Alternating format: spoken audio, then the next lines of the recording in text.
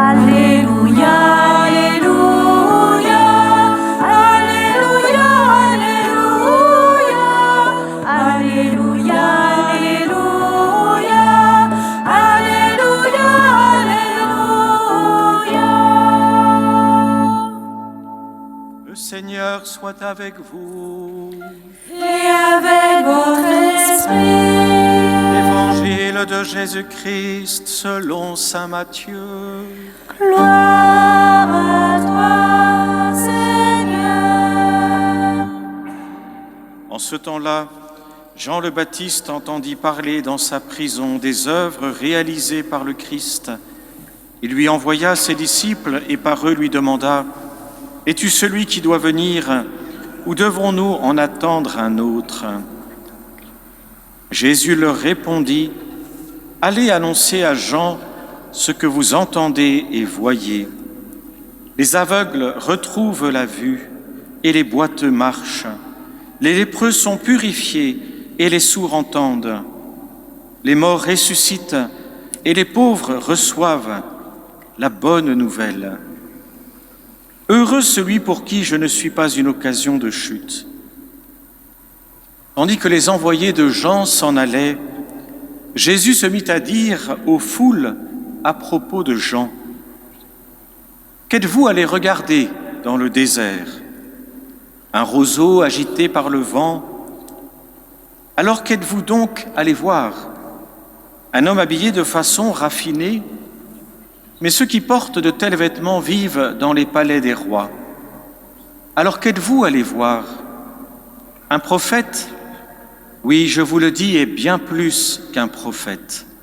Car c'est de lui qu'il est écrit : « Voici que j'envoie mon messager en avant de toi pour préparer le chemin devant toi. » Amen, je vous le dis, parmi ceux qui sont nés d'une femme, personne ne s'est levé de plus grand que Jean le Baptiste.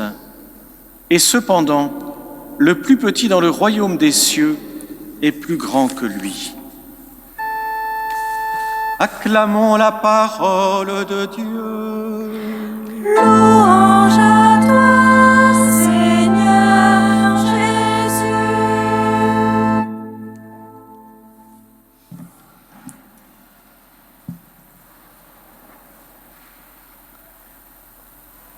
De prime abord, nous sommes facilement surpris de voir Jean-Baptiste qui a désigné l'agneau, Jean-Baptiste qui a conduit certains de ses disciples, selon l'évangile de Jean, à suivre le Christ en reconnaissant en lui celui qui était envoyé, celui pour qui il avait été envoyé. Lui-même s'interroger. Il envoie des disciples interroger le Christ.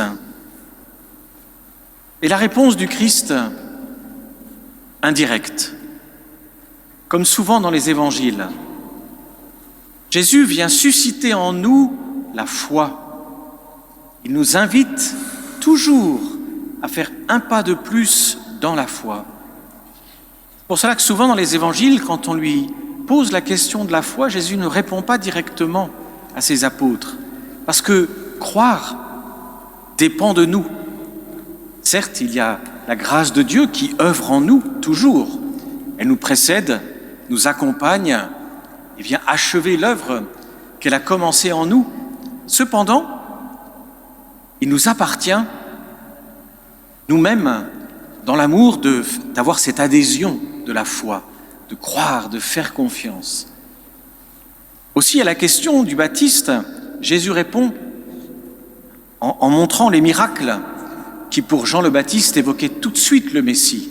Car ce que Jésus donne, les aveugles retrouvent la vue, les boiteux marchent, les lépreux sont purifiés, les sourds entendent, les morts ressuscitent et les pauvres reçoivent la bonne nouvelle, fait écho au texte que nous avons écouté dans la première lecture, fait écho au livre d'Isaïe, et rappelle les miracles messianiques qui annonçaient la venue du Messie. On trouve ce besoin, voyez, de toucher l'accomplissement des choses, d'avoir une réponse sûre. Seigneur, mais dis-nous si c'est vraiment toi. un peu comme une impatience. Seigneur, même si nous voyons que tu es bien là, dis-le nous, confirme-le nous. Ça, c'est une attitude qui nous est familière. Il est bon, du reste, de la trouver ici, dans le Baptiste, parce que finalement, elle nous révèle que cette forme d'impatience ou ce désir d'être confirmé est bien naturel en nous. Naturellement, nous voudrions nous appuyer, nous voudrions avoir la confirmation totale avant de croire. Et le Seigneur dit, non, regarde tous les signes que déjà j'ai opérés dans ta vie ou dans la vie de bien d'autres, que nous avons dans les Écritures, que nous avons dans la vie de l'Église, dans la vie des saints, que nous avons aussi dans notre vie, dans le témoignage de bien de nos contemporains. Regarde ce que j'ai fait et crois. Et pour nous, il y a sans cesse cette épreuve, de passer à la foi, de faire le pas de la foi. Nous sommes sans cesse à attendre, Seigneur, confirme-nous. C'est une forme d'impatience aussi que nous avons dans cette phrase du Baptiste. Es-tu celui qui doit venir ou devons-nous en attendre un autre ?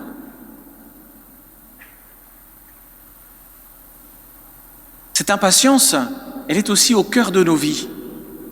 D'abord, on la retrouve dans le récit du péché originel. Bien sûr, Adam et Ève étaient destinés, comme nous le sommes par la grâce, à participer de la vie de Dieu, à être comme des dieux. L'Écriture le dit dans l'un des psaumes. Je l'ai dit, vous êtes des dieux. Et voilà, on veut arriver plus vite au terme. Il y a une impatience. Et cette impatience nous fait tomber. Cette impatience, on la retrouve aussi dans l'Apocalypse. Début de la Genèse, livre de l'Apocalypse, au début à la fin. Au 5e sceau, on a les âmes des saints qui disent « Ah Seigneur, quand vas-tu faire justice ?» Alors on leur apporte des robes blanches, on leur demande de revêtir des robes blanches et d'attendre encore un peu. Être confirmé sans cesse avant de croire, s'impatienter parce que les choses n'arrivent pas comme nous le voudraient, autant d'attitudes qui sont au cœur de notre vie spirituelle. Nous les rencontrons facilement, mais nous savons que cette impatience peut souvent aussi causer du mal. Je vous rappelais cet épisode du péché originel, donc du premier moment où ce péché apparaît, et nous le voyons souvent par impatience, on a des paroles qui sortent trop vite. Si j'avais attendu un peu plus, il ou elle aurait pu l'accepter.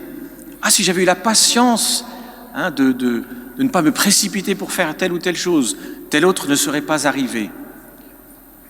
On le sait bien que dans la patience, il y a une vertu qui nous permet d'ordonner adéquatement les choses, qui vient retenir nos impulsions, nos passions, nos mouvements intérieurs, pour attendre le bon moment.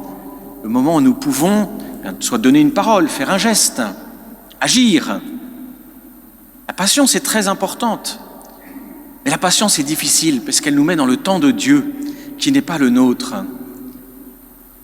Et ce que l'on voit en Adam et Ève, nous le vivons dans notre vie, nous-mêmes sommes éprouvés parce que nous voudrions que les choses arrivent au moment que nous avons décidé, de la manière que nous avons décidé.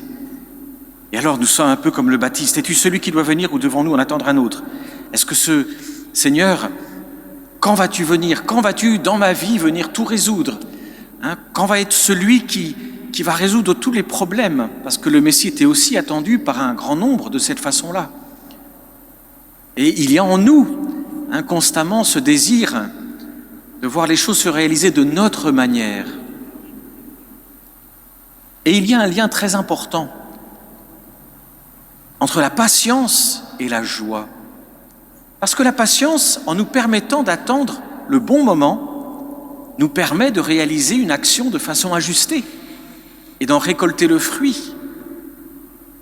Lorsqu'on a attendu, par exemple, entre époux, avec des enfants, entre amis, dans la paroisse, entre paroissiens, paroissiennes, attendre le moment opportun et d'avoir la manière opportune, par exemple, de faire une remarque, bien de partager quelque chose, ou bien d'inviter quelqu'un.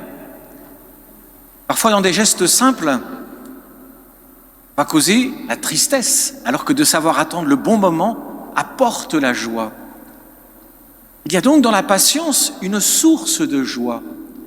Une joie qui va impliquer la vertu aussi, une joie qui implique l'amour, puisque c'est par l'amour et dans l'amour que nous allons puiser la force dont nous avons besoin pour maîtriser notre tempérament avec lequel nous sommes en lutte constamment, chacun, chacune, de façon différente.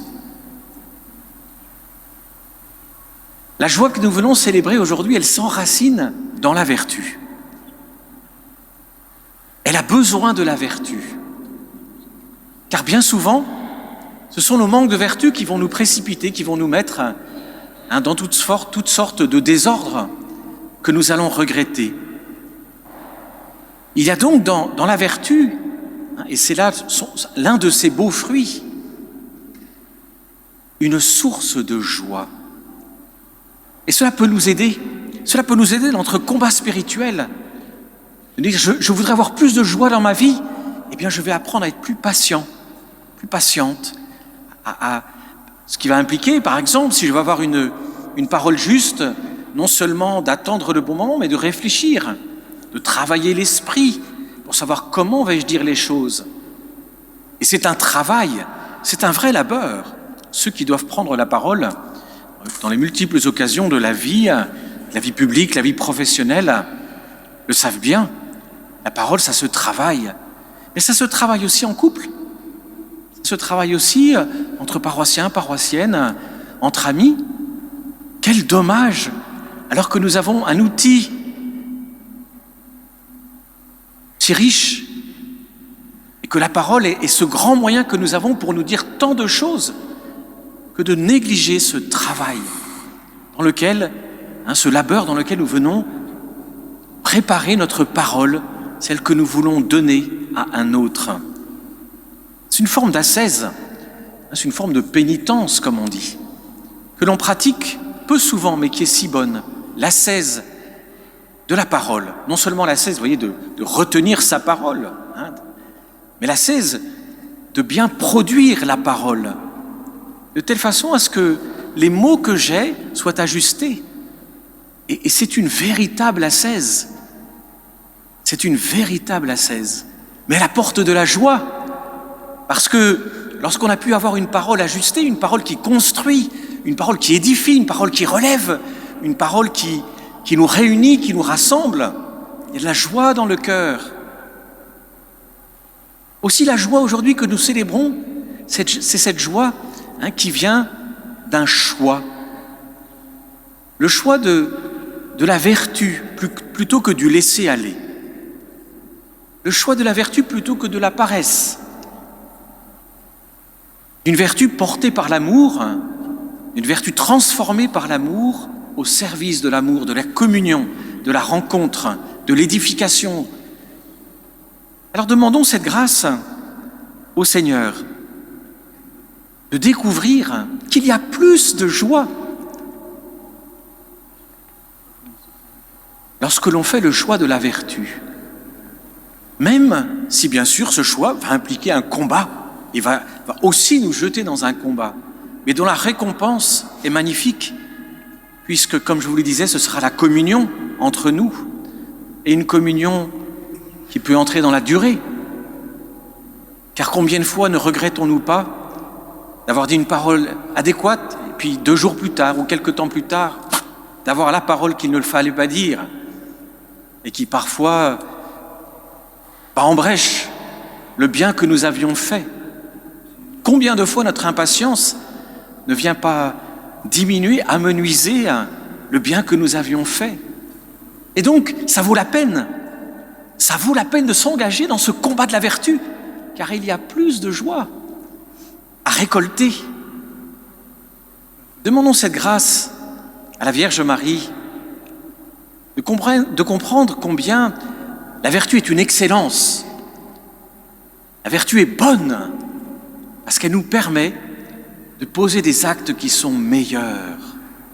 Et que le combat, qui parfois peut être rude, et en plus répété, parce que notre tempérament, nous l'avons à longueur d'année, ne nous lâche pas, eh bien ce combat peut porter un fruit excellent si seulement nous apprenons à persévérer. On se dit, mais comment persévérer? Nous venons à la messe puiser à la source du salut. Le cœur du Christ se donne à nous incessamment dans la communion eucharistique, dans le sacrement de la réconciliation. On peut aussi aller puiser dans l'adoration qui est à notre disposition. Nous pouvons nous inscrire pour prendre des créneaux d'adoration. Dans la prière aussi, nous trouvons ce ressourcement pour pouvoir persévérer. Chacun de nous, nous en avons besoin. Vous comme moi comme vous, nous faisons l'expérience répétée de la difficulté que nous avons.